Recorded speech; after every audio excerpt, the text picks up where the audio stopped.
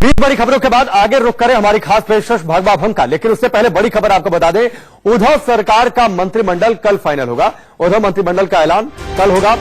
मंत्रिमंडल पर YB Chauhan centre में 4 घंटे बैठक चली है। अब से थोड़ी देर पहले उस बैठक से बाहर निकले उद्धव ठाकरे और यह तस्वीर अब साफ हो गई है कि कल सुबह ऐलान हो सकता है। शिवसेना, एनसीपी और कांग्रेस की बैठक चल रही थी यशवंतराव चव्हाण सेंटर पर और ये बैठक अब खत्म हो गई है।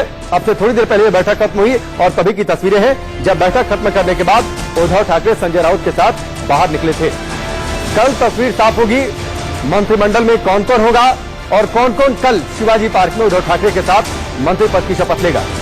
कल शाम 6:40 पर उद्धव ठाकरे महाराष्ट्र के नए मुख्यमंत्री के तौर पर शपथ लेंगे।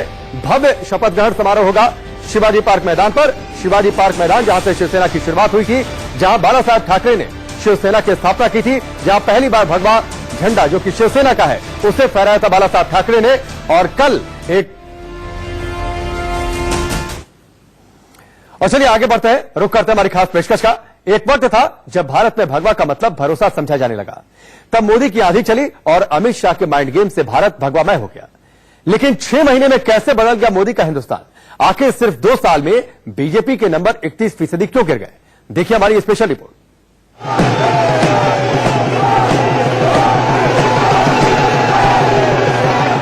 क्या से क्या हो गए देखते देखते, सोचता उन पे वो कितने मासूम थे। क्या से क्या हो गए देखते देखते। वाकई क्या से क्या हो गया? दुनिया की सबसे बड़ी पार्टी बीजेपी महज 2 साल में कहां से कहां पहुंच गई। साल 2017 में देश के नक्शे में इस कदर छाया था भगवा। तब भारत के 71% हिस्से पर था बीजेपी का कब्जा। लेकिन 2019 का नक्शा ये है, अब महज 40% राज्यों में सिमट गई है बीजेपी। बीजेपी के हिस्से में इस वक्त 4 बड़े राज्य हैं, यूपी, बिहार, गुजरात और कर्नाटक। इनमें से यूपी को अगर हटा दें तो बीजेपी सबसे बड़ी पार्टी की हैसियत से भी हटती हुई दिखती है। अब अगला चुनाव दिल्ली का है, जहां मुकाबला टाइट है और झारखंड में फाइट 50-50 है। मतलब एक और राज्य जहां पर खतरा मंडरा रहा है और बीजेपी के लिए खतरे की घंटी बज रही है। एक वक्त था कि मोदी की आंधी आई और तमाम पार्टियां उस तूफान में ताश के पत्ते की तरह उड़ गई। लगा अच्छे दिन आ गए। उनके बुरे दिन आना बड़ा स्वाभाविक है। उनके बुरे दिन आना बड़ा स्वाभाविक है और इसलिए वो जरा ज्यादा चीख रहे हैं।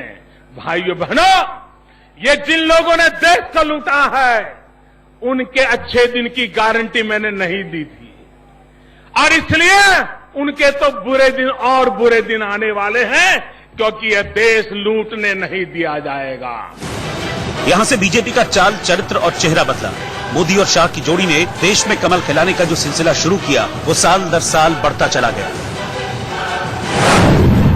2014 में लोकसभा चुनाव के बाद बीजेपी को पहली जीत महाराष्ट्र में मिली, जहां शिवसेना के साथ नाराजगी के बाद गठबंधन की सरकार बनी।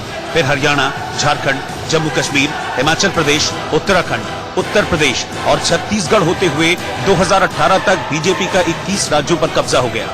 कहीं बीजेपी की पूर्ण बहुमत की सरकार बनी तो कहीं सहयोगियों के साथ सरकार बनी। लेकिन दक्षिण भारत को छोड़कर पूरे देश में केवल भगवा रंग छा गया। देश में नारा गूंजने लगा, मोदी है तो मुमकिन है। और अमित शाह को सियासत का सबसे बड़ा चाणक्य कहा जाने लगा और बीजेपी का संकल्प था कांग्रेस मुक्त भारत।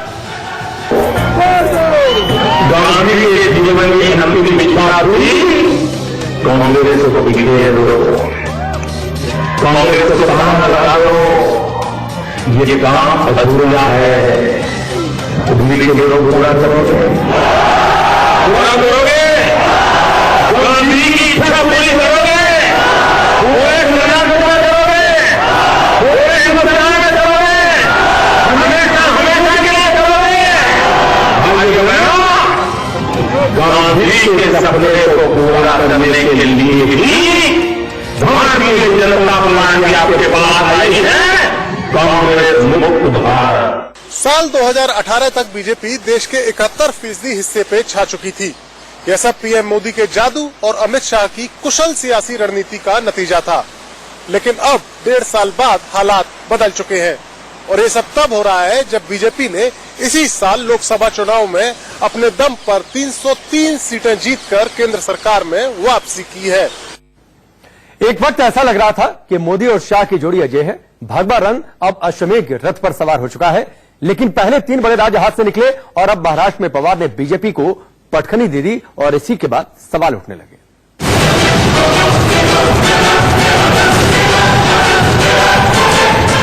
ये हालात तब है जब जम्मू कश्मीर से धारा 370 हटा दी गई और अयोध्या में राम मंदिर के लिए रास्ता साफ हो चुका है। चलिए आपको ग्राफिक्स के जरिए समझाते हैं कि 2018 से 2019 में बीजेपी ने क्या खोया और कैसे ये आंकड़े बीजेपी के लिए खतरे की घंटी बजा रहे हैं। साल 2018 में बीजेपी शासित 21 राज्य थे। देश की करीब 71% आबादी पर बीजेपी का शासन था, लेकिन 2018 में हार का सिलसिला शुरू हुआ। शुरुआत बीजेपी का गढ़ कहे जाने वाले मध्य प्रदेश, छत्तीसगढ़ और राजस्थान से हुई। 2019 आते आते बीजेपी की 17 राज्यों में सरकार बची है। 71% आबादी से घटकर बीजेपी का शासन अब केवल करीब 40% आबादी तक सीमित हो गया। क्योंकि आपको मालूम है कि जो हमारी आर्थिक स्थिति है, मतलब कि सेंसस में एक तो हम्प है और इकोनॉमी में स्लम्प है। तो जैसे इकोनॉमी नीचे जा रही है वैसे इनकी पॉलिटिक्स भी नीचे जा रही है। ठीक है ना, जो 75% लोगों के ऊपर ये राज करते थे, अभी देखिए इनके प्रदेश देख लीजिए।